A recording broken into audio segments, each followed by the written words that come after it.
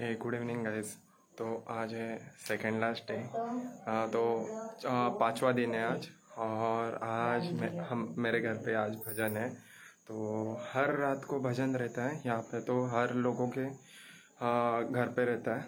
तो आज हमारे घर पे है। तो अभी मैं दिखाता हूँ कि कैसे होता है भजन।